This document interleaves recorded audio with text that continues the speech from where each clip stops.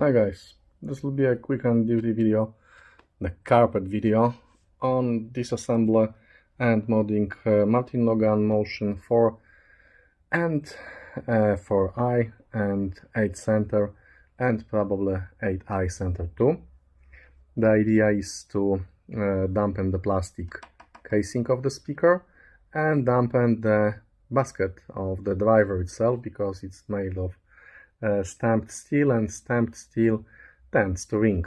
So what will you need? You'll need Phillips screwdriver, quite long one.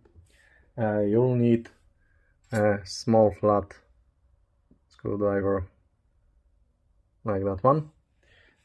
You'll need dampening material. This is actually mat used for dampening the car doors, because that's what we need here. And you'll need some scissors to cut the mat. Okay, I'm doing this with my hand, no tripods here. So how do you disassemble the speaker? The first thing you need to do is the logo is usually on the bottom. You need to apply the logo. As you can see, the logo is curved. So what you need to do is to take your small screwdriver and carefully lift the logo from the bottom, starting in the middle, this way. Once you'll remove this badge, you can just move it away. And now the most difficult part, here is to actually remove the net here, the metal net here. How do I do this? Yeah, this one has already I've removed the net here. Well, the idea is that it's just pushed inside.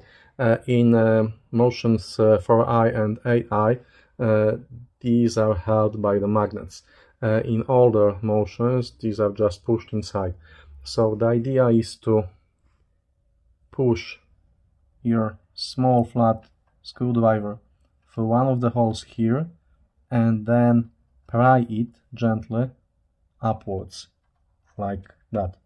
So with my fingers I've already done one speaker, so they are not very clean. So anyway, what you're gonna do is you try to find a hole and then sorry for the pause, I've accidentally pushed the button on my phone. So what you're gonna do is you'll put your screwdriver into one of the holes and you'll lift the screwdriver up like that, and then you'll find another hole and you'll do the same again and again, working slowly your way around the speaker. The idea is that we do not to push against this black piano edge, so we will not destroy it. We will be pushing between the net, between the mesh and this plastic here, like that. If you'll be careful, you'll only leave very small marks like that. And once the mesh is removed, the front speaker grill is removed, you'll see 6 holes here, and in each one of them there is a Phillips screw at the bottom, so you'll need to reach them with something quite long. As you can see, it goes quite deep. Once you'll undo all of the 6 screws, you'll still need to take out the front panel assembly with the drivers. And it's not very easy, because in factory it was pushed inside with quite big force. It's not glued anywhere, and it doesn't hold with anything. It's just really hardly pushed inside. So what you need to do is to take your screwdriver again, put it into the hole with the screw removed, push it against one of the sides to lock it, and then to pull upwards with the screwdriver locked inside. So essentially what we're trying to do is to do something like that. Then we pull against one of the sides, and then we do something like that. And if you'll work your way around with all 6 holes, you'll be able to just pull out with your hand the front assembly with the drivers and crossover. Then for your convenience you can unplug the crossover from the speaker tabs in the back of the chassis, the speaker box. And let's take a look at the crossover for future reference. MKT foil capacitor, 4.7 microfarads, one coil, the other one here. This one has a ferrite core, not exactly, not ferrite, that's steel.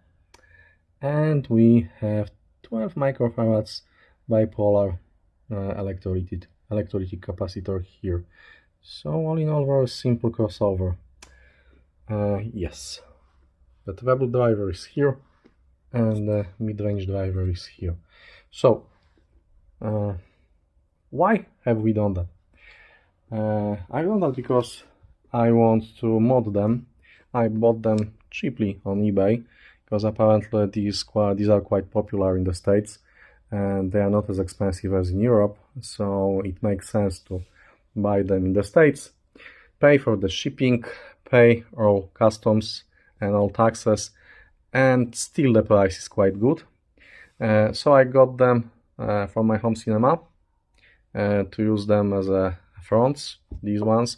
I also have Motion 8 as a center. These are older and they are cheap, but they are still perfectly fine speakers. And since the speaker case is plastic, we want to dampen this case a little, and we want to dampen the basket of the driver here, because the basket for this driver is made of stamped steel, and stamped steel tends to ring.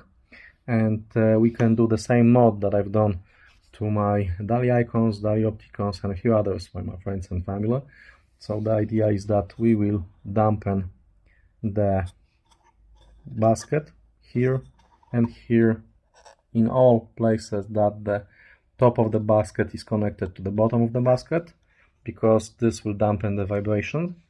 And while we're here, we can also do some dampening on the speaker case itself.